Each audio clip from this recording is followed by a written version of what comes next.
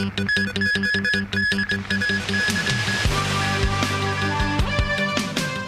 government vows to do more after the death of intellectually disabled brothers. President Xi Jinping is in Hangzhou to open the Asian Games. At least 6 people are killed in a factory fire in Taiwan.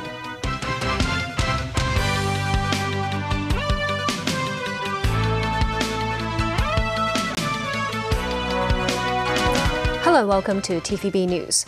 A pair of intellectually disabled middle-aged brothers had allegedly starved to death in the city recently. The tragedy came to light last night and prompted calls for more support towards the disabled and their carers.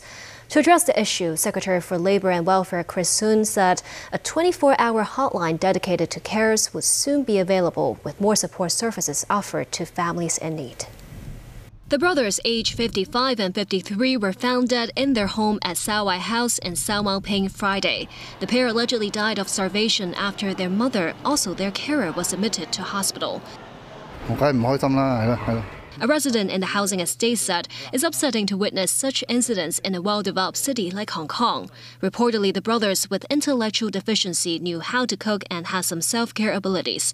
The siblings stopped attending follow-up medical consultations mid-last year. Their mother has remained hospitalized since May. The younger brother of the 2 deceased tried to visit them in June, but he could not enter their flat and no one picked up his phone call too. The brothers' bodies were found on Friday after a security guard reported a foul smell from the flat. Their relationship with their younger brother worsened because of their decision to not have any more medical checkups.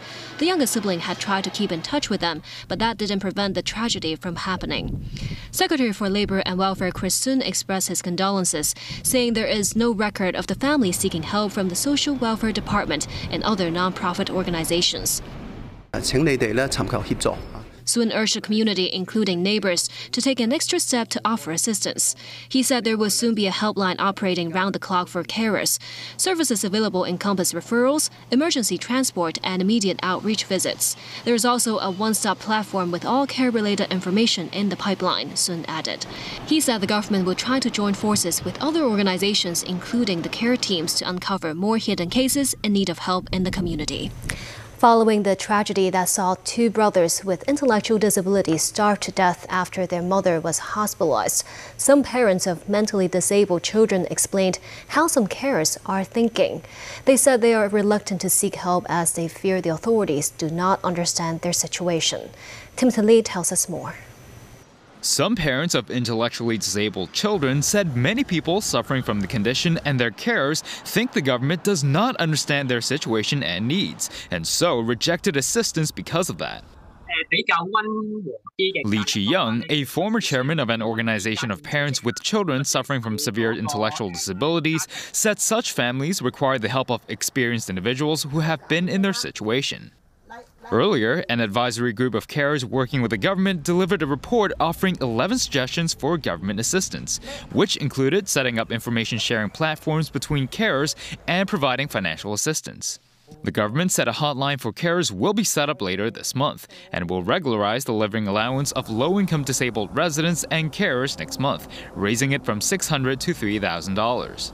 The Social Welfare Department also planned to release a website dedicated to information on carers at the end of the year. Lawmaker Tan Kap-Pyu suggested the government should be more proactive in seeking out hidden and high-risk cases of people suffering from the health condition. He added the city's care teams could also approach these individuals to assist them in seeking help. Timothy Lee, TVB News. Amid the summer influenza season, the city reported at least 8 cases of children having developed severe flu. A respiratory disease expert called on parents to have their children receive flu jabs as soon as possible. The cruise ship Spectrum of the Seas returned to the city this morning, 1 month after its passengers were met with public transport shortage at the Kai Tak cruise terminal. Authorities said they will not provide free shuttle buses this time. The 19th Asian Games will commence shortly in the city of Hangzhou. President Xi Jinping will proclaim the Games open at around 8 p.m. Relations between the European Union and China have become more tense due to Beijing's relationship with Moscow after Russian forces invaded Ukraine and the EU's push to rely less on the world's second-largest economy. The EU's Trade Commissioner Valdis Dombrovskis is currently on a 4-day tour in China. He said the EU does not want to decouple with China but must protect itself. Tracy Furness has more. A fire at a golf equipment factory in southern Taiwan has left at least 6 people dead, including at least 3 firefighters. More than 100 have been injured, with 4 people unaccounted for. The fire has yet to be put out after burning for 24 hours.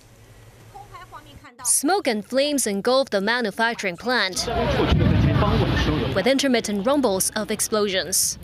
This factory in the Technology Industrial Park in Pingtung County, Taiwan, manufactured golf equipment. The blaze broke out at around 6 p.m. Friday and raged on overnight. Reportedly, an explosion occurred while the first batch of firefighters were trying to battle the blaze. Many were unconscious while being extricated, with paramedics rushing to treat the firefighters. Temperatures inside the factory went past 1,000 degrees Celsius, slowing firefighting efforts.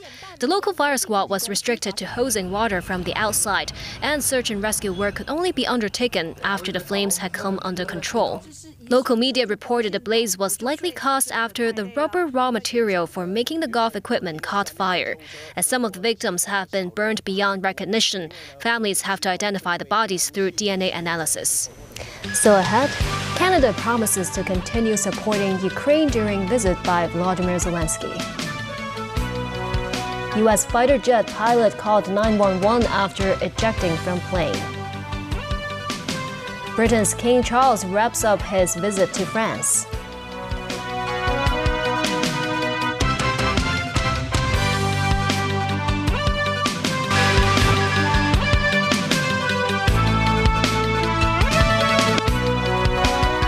Welcome back. Ukraine's armed forces may be getting the long-range missiles they have been long asking for. U.S. President Joe Biden has reportedly told his Ukrainian counterpart Volodymyr Zelensky that American-made Army tactical missile systems will be provided. If confirmed, it could help Ukrainian forces reach deeper behind Russian lines. This, as Russia's defense ministry said, its Black Sea Fleet headquarters in Crimea was damaged by a missile attack by Ukraine. Zelensky, meanwhile, has arrived in Canada seeking to bolster support for his country. Nasvi Karim with more. At a time when support for Ukraine shows signs of waning among some Western allies, Ukrainian President Volodymyr Zelensky is hoping his presence in North America can help to reverse the trend. After meeting U.S. President Joe Biden in Washington, Zelensky flew to Canada, where he held a rally in Toronto on Friday with Canadian Prime Minister Justin Trudeau. Both leaders stressed the importance of Kiev's victory in the conflict with Russia, which invaded Ukraine in February last year. Addressing a crowd that included Ukrainians who had fled the war, Zelensky urged Ottawa to stay with this country as they try to push Russian forces out of occupied land. Thank you, Justin. To be serious, I'm so proud that Ukraine inspires, really, that Ukrainians inspire, and so do Canadian Ukrainians. Thank you. And I thank you all of you, that you are active. Trudeau announced an additional $482 million in support over 3 years to fund the building of 50 armored vehicles, bringing total aid since the start of the war to $6.7 billion. Canadians know this is a question of right or wrong. Canadians know that, yes, it is incredibly hard for Ukraine to continue to stand against Russian aggression. But we will, because the cost on Canadians, on our lives, on our world, will be so much greater if Putin wins this war, that we will and have to stand every single day until Ukraine wins this war.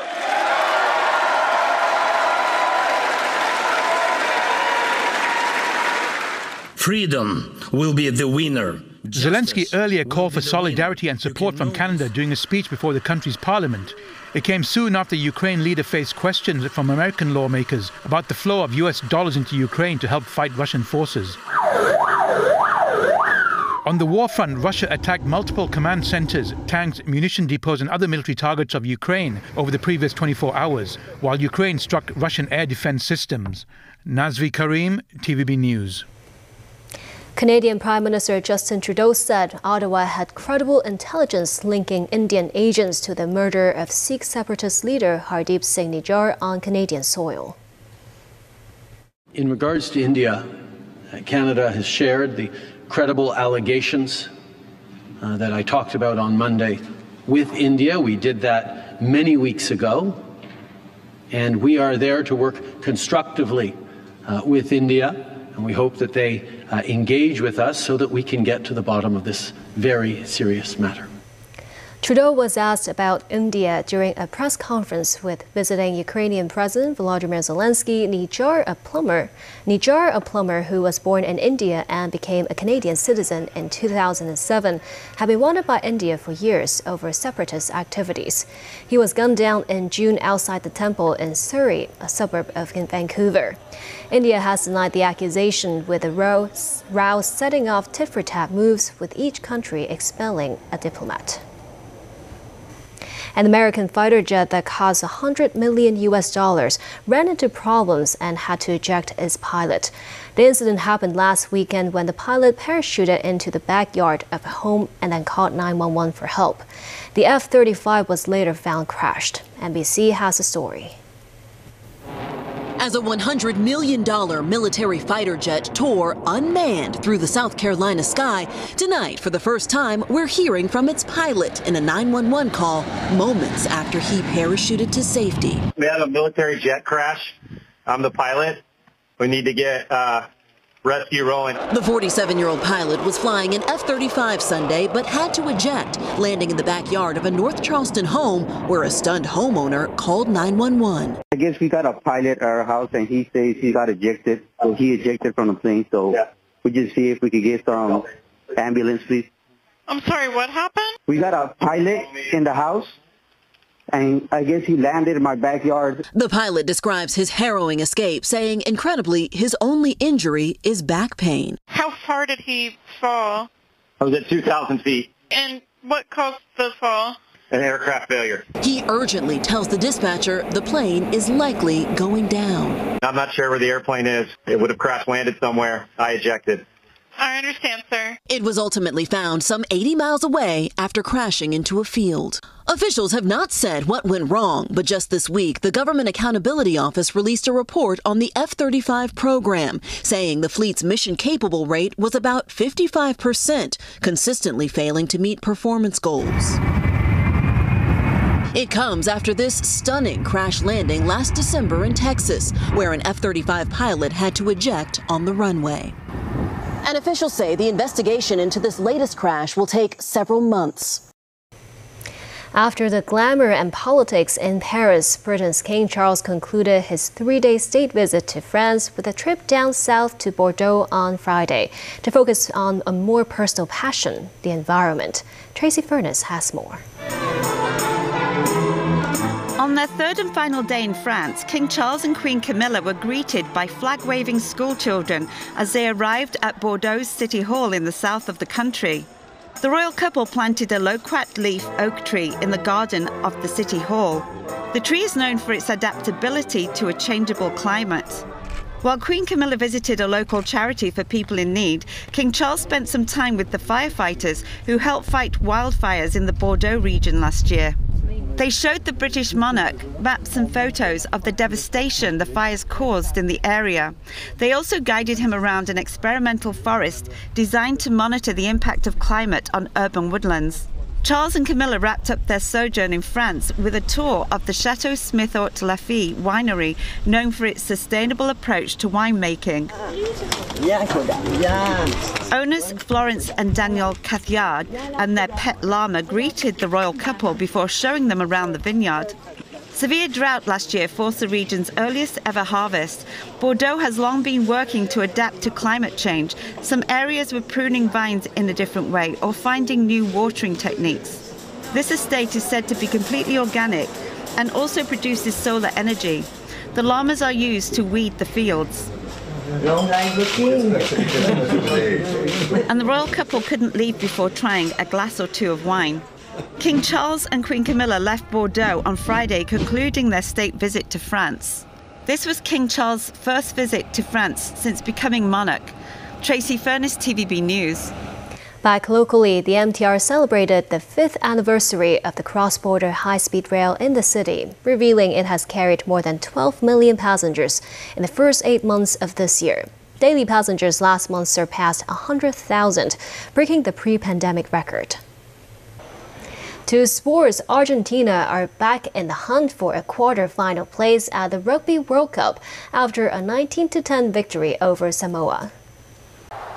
Cristiano Ronaldo scored a double Al Nassr's 4-3 win over Al Hilal in the Saudi Pro League on Friday, taking his tally to 9 goals. Japanese wrestling briefly went from the ring to the Shinkansen bullet train this past week. In a promotional gag for a forthcoming event, a group of Japanese professional wrestlers turned on a show for a carriage of commuters. Traveling at speeds of up to 180 miles per hour, 2 Japanese pro wrestling veterans headlined the show for the bemused fans on board. The wrestlers, along with several other guest wrestlers, performed pile drivers, face rakes, and the usual menu of pro wrestling standards during the trip. The Shinkansen wrestling event was organized by Japan's DDT Pro Wrestling to help promote this weekend's PPV show. And that's the news. Thank you for watching.